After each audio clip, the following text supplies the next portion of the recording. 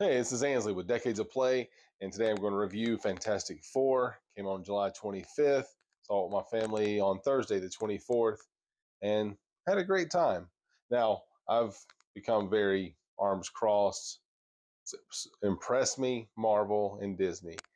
Not the biggest Disney fan in the world, and I've kind of fallen off of Marvel since pretty much Endgame. I like No Way Home. WandaVision was really good. Um, let's just name a couple of things. But then I saw the trailer for Fantastic Four, and right when that trailer first came out, I started reading the Ryan North uh, Fantastic Four graphic novel. Each issue coming out, really becoming a fan of it. Still wasn't impressed with the first trailer. Saw the second and third, and that's where it hit me. This thing was going to be something special. It felt like they were actually getting the what made Fantastic Four the Fantastic Four. So let's get into it a little bit. So Fantastic Four is back again. We had Fantastic Four, Rise of the Silver Surfer. Then we had Fan Four Stick, which was a dumpster fire. And then we have this coming back. And what is it about? You guessed it, family. All about family. So if you haven't seen the trailers, just go watch the trailer. It gives a perfect synopsis of what this movie is about. There seemed to be an understanding with the source material here. This is based on Earth 828, not the 616 comic book version. The really starts off really good. Get an early view of an old villain. Even an homage to Fantastic Four #1, which came out in 1961. Let's just get with the story. You know, they skip the what seems to be the obligatory origin story. Thank goodness. They do a 5-minute cap, basically, of how they got their powers. Mr. Fantastic, Reed Richards, smartest man in the Marvel Universe, and he stretches. Sue Storm, Invisible Woman. She bends light and creates force fields. Human Torch, Johnny Storm, Sue's brother. He's a hothead. He's a big shot. But he gets his time to shine in the movie, just like he does in the comic books. He's not just a hothead. Then you have the Thing, Ben Grimm. He's a big softy on the inside and just wants to be loved on inside that hard exterior. The trailer really shows all you really need to know.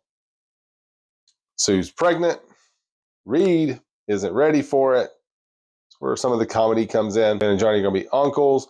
Enter Shala Ball, the Silver Surfer, who heralds Galactus as he's coming to eat the Earth. He's hungry. He has an insatiable hunger. And then Galactus. Yeah, he's done perfect. The voice, the way he looks. If you are a fan of comic books, he's basically, they ripped him straight out of the comic book, throw him on the big screen. He's not some cloud like he was in the second Fantastic Four movie. Fantastic, pun intended, job, chef's kiss. One thing I can say that this movie does perfect, and I mean absolutely perfect, that no other Fantastic Four movie could even grasp, and that was family. They are not just individuals. They other Fantastic movies got a lot of stuff wrong. The biggest thing they didn't do was show the team as a family and how they work together and use their powers together to reach their objectives. They nailed that home. And that was my biggest thing when I saw the first trailer was I didn't see it. And then the second and third trailer came out and I was like, there it is. Things I really loved in this movie was the story. It was safe. I mean, it really was. I mean, I loved the story. I'm not going to give anything away. Just go see the movie. The family dynamic was perfect. Understanding the source material, and the writers and the director got that. The score was absolutely wonderful. The swells in the orchestra hit at the right moments. The main theme song was great. My kids are still singing it, and they knew nothing about Fantastic Four. I really liked the cast for the most part. This is the things I liked. Not things I loved, just things I liked. I liked the cast for the most part. Ben was perfect.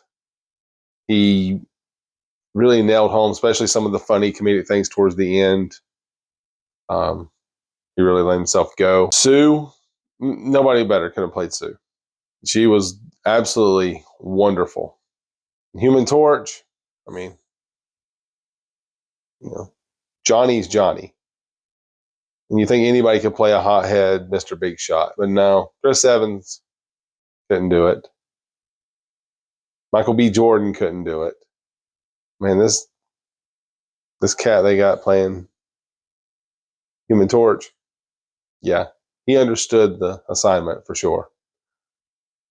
Not only did he match the arrogance and the bravado that Johnny has, but he matched it with some brains also. I'll get to Pedro Pascal in a little bit. The CGI was good.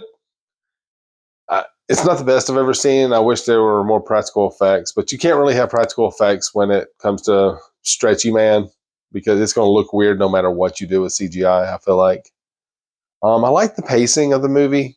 Pacing was like it jumped a lot, and it was like, okay, this stuff already happened. All of a sudden just happened. But how much time passed, and later on in the movie, in the last third of the movie, things escalate quickly, as they should in your final third of your movie. But the way things come together just miraculously, and voila, things just start happening out of nowhere, felt convenient to me. I liked it. The pacing, and then you got Galactus. Galactus, I felt like they nerfed him so much, but he's practically a god. And I felt like he could just do what he wanted to. It says different universe from 616. So things I could not stand. Pedro Pascal. And it's not because he's in everything. He's not Reed Richards. He just does not have that Reed Richards that I was looking for. John Krasinski, who Marvel wasted, I felt like would have done a much better job, had a much better look to be Reed Richards. But they wasted that, unfortunately. He just didn't have he didn't carry himself like Reed did. Pedro Pascal did not. That was my biggest downfall for this movie, is I wanted somebody else to play Reed Richards. He doesn't come off as confident as comic book Reed Richards does. Where everybody else I felt like they were really kind of ripped out of the comic, including Galactus. Shallaball was great. The internal struggle that you see with her was great. I wish they had showed Norrin Rad, who is Silver Surfer in 616. I really wish they had shown him in some of the clips that they kind of show in there. Didn't make reference to him at all. This is the Shallaball thing. But overall, I really enjoyed the movie. I feel like it's a solid 9. Some things I just didn't feel good to me watching it. I had a great time. My wife loved it. My kids loved it. My wife, halfway through the movie, showed up with this. I give it a solid 9 out of 10. This was